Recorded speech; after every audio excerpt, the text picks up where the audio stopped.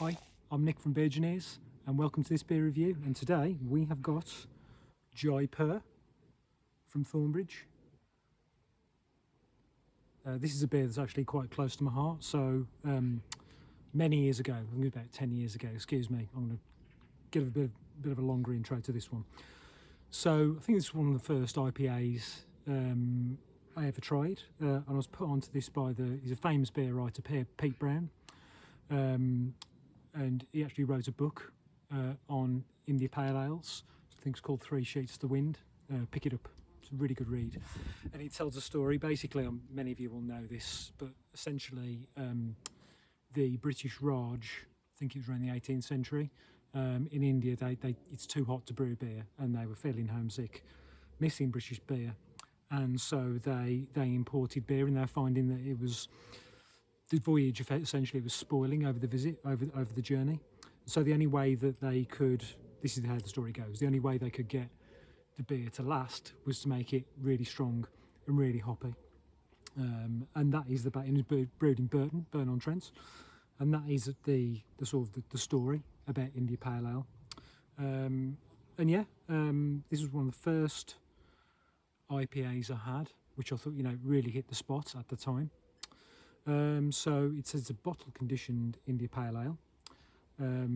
Now, one thing I'm already pissed off about is the fact that when I had it originally, about 10 years ago, I think it was about 6.5%. They've now reduced it to 5.9. Yeah, what the fuck? It's not just the alcohol. I'm just thinking, in the same way that a lot of beers have been dumbed down, Punk IPA, Stella even. Yeah, so already I'm on a bit of a downer. I want to like it, but we'll see. Yeah, so without any more messing around,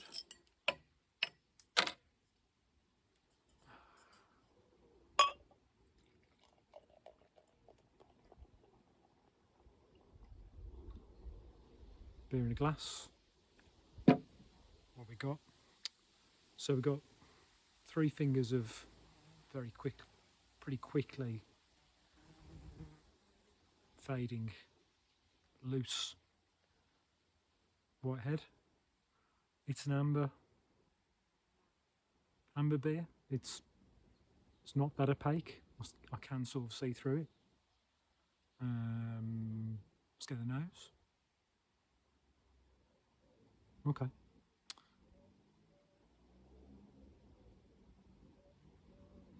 So I'm getting elderflower. I'm getting lemon. Bit of sweet malt in there as well. Smells very pleasant, like an English pale ale. That's what I'm getting. Let's go for the body and carb.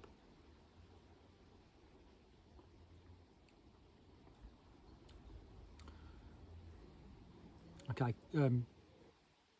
quite carbonated. It's bottle conditioned, by the way. This is. Body's light. Mouth feels all right. Let's go for the big old taste. Chin chin.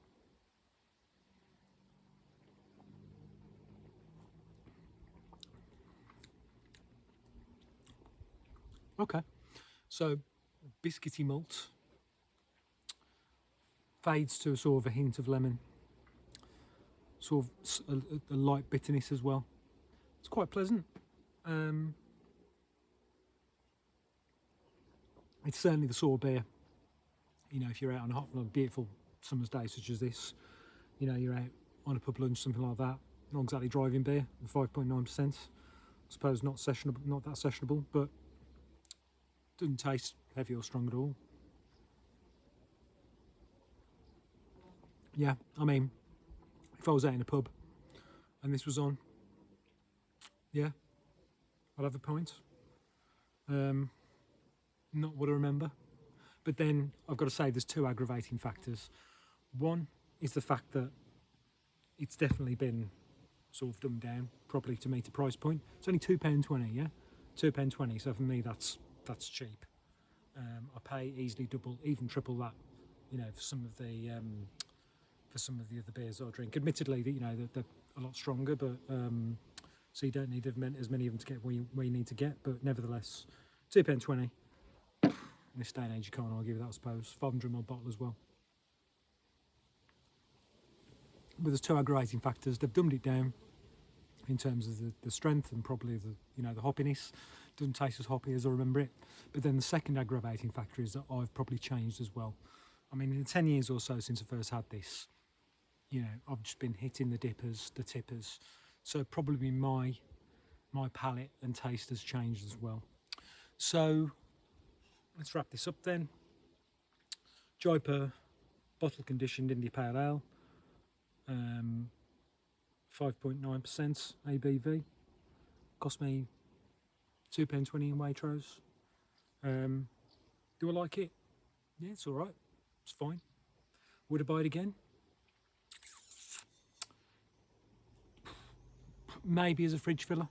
I think for the average person down the supermarket picking up beers, this is probably going to be a decent shout. It's not what I'd call an India Pale Ale, to be honest with you. If you look at the videos on the channel, you'll see proper IPAs. With that excess level of hoppiness. But it's a perfectly nice beer. Something that I would definitely drink if I was out in a pub or together with a pub lunch, something like that. So yeah, it's perfectly good. So it gets a semi thumb up from Beer-Gineers. Yeah, it's about that much. So thanks for watching. Till the next time, keep drinking good beer. Bye for now.